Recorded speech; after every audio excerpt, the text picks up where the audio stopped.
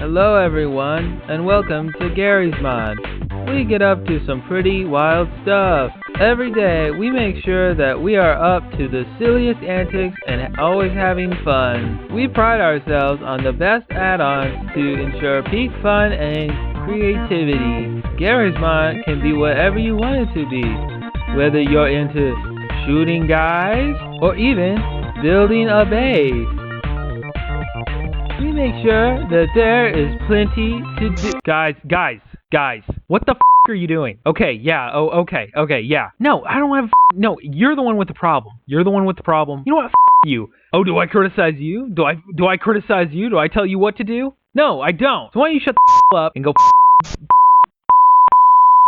Hey, welcome back. I consider myself kind of a Gmod add-on addict. I'm always looking through the workshop, trying to find the coolest add-ons, and throwing them into a bunch of collections that I've made. I don't know, there's just something about it that's very satisfying. And there's a lot of good stuff on the workshop that lets you experience a lot of the content from older games that I used to play. You can get a pretty authentic experience to like gaming in like the early 2000s. And while there is a lot of testing and trial and error with using some of these add-ons, I just feel like you can get a really good classic experience. It's like your own little toy box that you get to play with, and you also get to mix around things. Hey, if you want Gordon Freeman fighting Master Chief while Doom Guy watches, that's totally something you can do. So yeah, today I thought I'd just share some of my favorite add-ons, and I'll even link some of my favorite collections I've made in the description below. So let's get to making Garry's Mod a boomer shooter.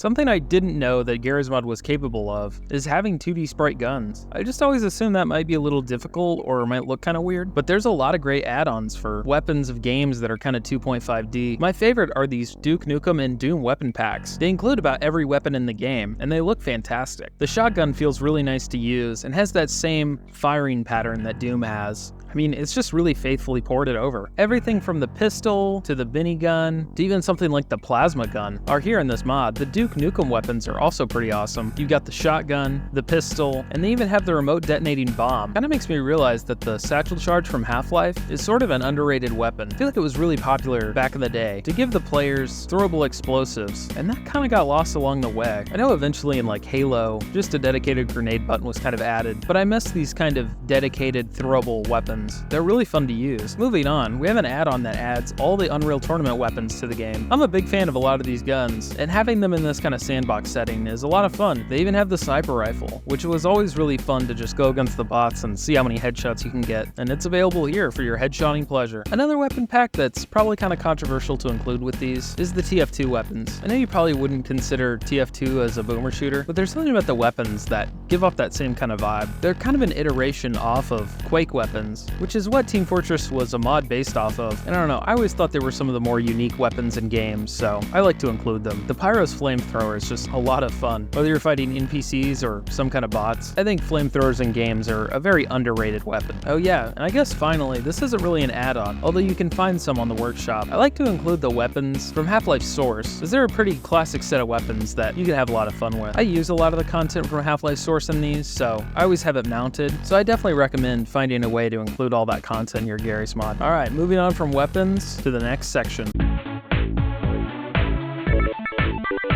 As we talked about before, maps are a really important part of gameplay, and luckily, if you have a lot of favorite maps from old boomer shooter games, or just older FPS games in general, there's a lot here on the workshop. I think my favorite ones that I've found so far are this Half-Life 1 recreation of Construct and Flatgrass. The originals are great, but these really give off that really early 2000s or even late 90s vibe. Half-Life 2 maps are great, and they were kind of revolutionary for their time, but it was kind of a symbol of times kind of changing. Things were getting more complicated, and I think these older games remind us of a simpler time. I think a lot of wrong lessons were learned from Half-Life 2 and Halo 2 in the FPS genre, so a lot of the games that came out after they were made were just kind of lacking. So that's kind of why I like using these older maps. I think the simplicity is just really key to the experience. Other than that, there's just a lot of great maps to pick from, and I encourage you to do your own searching. There's a lot of great multiplayer maps that have just been ported over to Garry's Mod. One of my favorites is Facing Worlds from Unreal Tournament. It's a really great map, and surprisingly, a lot of the different NPCs and bots have a really good time navigating this map. map. It's just overall a really fun experience, and if you've ever played on this map, you know how great it is. One thing you might need to do though with these maps to get some of the bots or NPCs to work is to create a nav mesh. A nav mesh is basically a grid that gets put on the map so that AIs and different kind of entities can find their way around. It's really simple. The way I do it is I basically just place a nav marker down and then just hit nav generate. You do have to be careful though, as doing this on a really large map or a really complex map can make your game crash. And trust me, I've gone through a lot of trial and error trying to get a nav mesh on a lot of maps. So if you find an add-on that already has a nav mesh put on it, it'll usually be in the description of the add-on, then that's great and you're all ready to go. And what good is a nav mesh without NPCs to use it?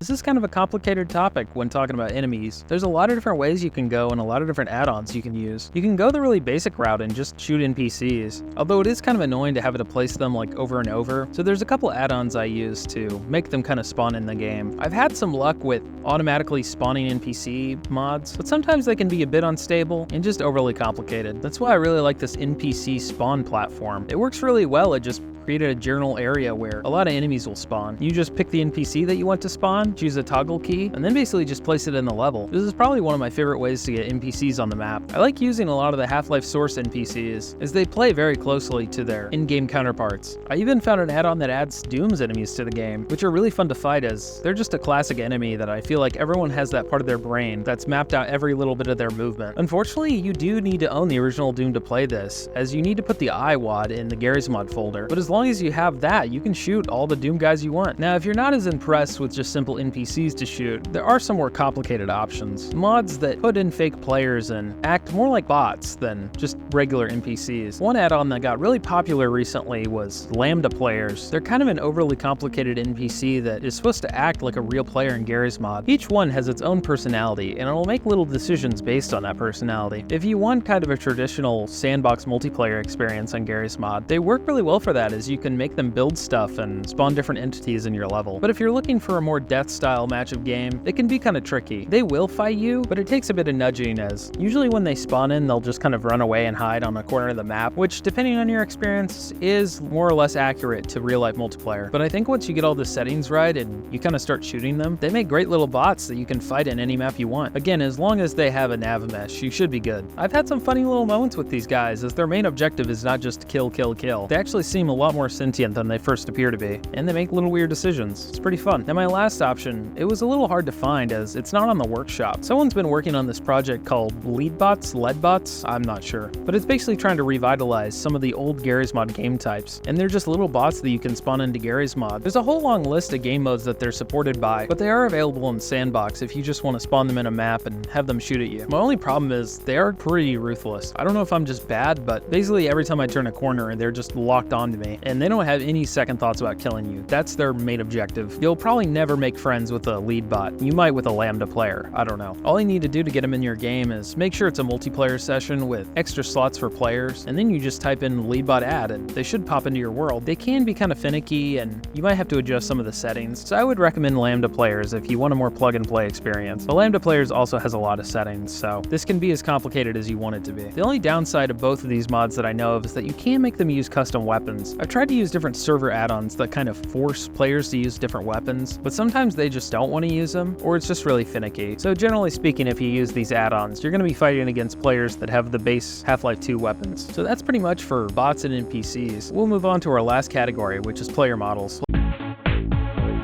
Player models to me are just a really important part of the game. They give you options to make cool screenshots or even just change the vibe of the whole game. I should mention that both lead bots and Lambda players will use your custom player models, so keep that in mind when choosing which ones you want to fight against. Some of my favorite player models are by this user Dopey, as he's actually assigned the animations from the game they come from, so they display correctly when you're playing with them. Some of my favorite ones that he has are the Halo ones, or even some of the PS1 models. Seeing Crash Bandicoot just shoot everyone with a shotgun is pretty funny in my opinion. I just think player models are a great way to kind of change the whole experience. I just always felt like the Half-Life 2 models were kind of basic and they didn't really fit the vibe of the game that I wanted, so I was always looking to replace them as soon as possible. So there you go, that's basically how you turn garry'smod into a boomer shooter. Like I said, I'll put a lot of links in the description so you won't have to do as much searching as I have. In my opinion, that's probably some of the fun that comes from this. If you have any add-ons that you like or think that would make this better, put it in the comments and maybe I'll do a video about it or something. Anyway, I hope you enjoyed this video and thanks for watching.